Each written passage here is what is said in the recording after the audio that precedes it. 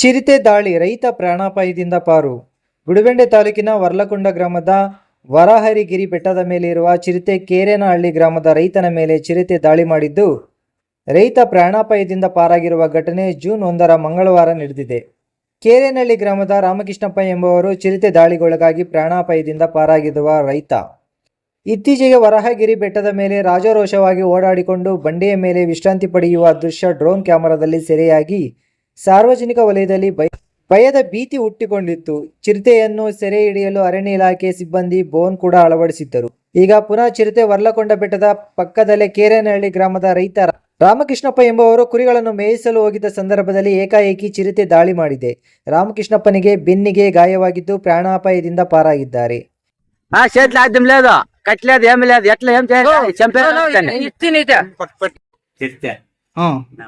ನಮ್ಮ ಮೇಲೆ ಅಟ್ಯಾಕ್ಸ್ ಬಂದಿದ್ರಿ. ಹಸು ಕೆಟ್ಟಾಗ್ತಾ ಇದ್ವಿ. 3 ಸಲ 2 ಸಲ ನನ್ನ ಮೇಲೆ ಬಂದ. ಮೂರನೇ ನನಗೆ ಸುಸ್ತಾಯ್ತು.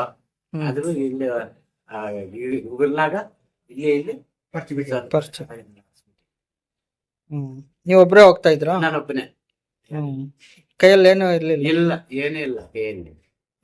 ಹಸುಗೇನು ಆಗಿಲ್ಲ? ಎಲ್ಲ ಹಸು ತಪ್ಪಿತ್ತು. ಮನೆ ಮಾಡೋದು. ಆಮೇಲೆ ಏನಾಯ್ತು? ಅಲ್ಲೇ ಕಿಸ್ಕೊಂಡೋಗಕ್ಕೆ ನಮ್ಮ ಅಣ್ಣನ ಮಗನ್ ಬಂದ್ಬಿಟ್ಟು ಅವನು ನಾಯಿಗಳೆಲ್ಲ ಬಂದ್ಬಿಟ್ಟು ಈ ಕಡೆ ಅಲ್ಲಿ ಗಿಡ ಇದೆ, ಗೆಟ್ಟ ಐತೆ, ಗೆಟ್ಟಕ್ಕೆ ಹೋಗಿತ್ತು. ಎಲ್ಲ ಜನಗಳ ಅವತ್ತು ಅಷ್ಟಷ್ಟು ಒಂದು 10 ಜನ 20 ಜನ ಬಂದ್ರು. ಅಲ್ಲೇ ಐತೆ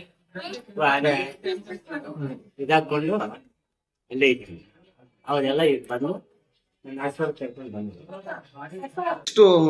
ಚಿರತೆ ಇತ್ತು? ಮೂರಿದೆಯಪ್ಪ. ఒకటే వచ్చింది. ఇంక 2 అక్కడే ఆడ చెట్లనే ఉన్నాయి.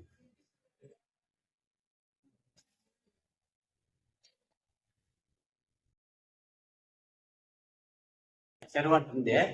చెరువులో ఆవును కట్టేస్తా ఉంటే అది అక్కడనే దొరికింది. నేను చూడలే. కిట్టేసి వెనక్కి రేపటికి వచ్చి అటాక్ చేసింది.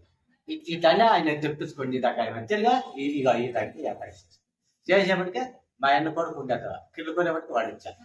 వస్తేనే ఆ పిల్లలు అందరూ మూసుకొని కుక్కలో వదులుతాయిలా. ఆ కుక్కలో వచ్చేప్పుడు చెట్లు అయిపోయాను. నేను అంత ఇచ్చి అయినప్పుడు వంగ దొరుకుంటుంది. ఆడే ఉన్నారు జనాలంతా ఆడే ఉన్నారు. అంతే నేర్చింది. ఎవరందరి సిర్లోపల్లి.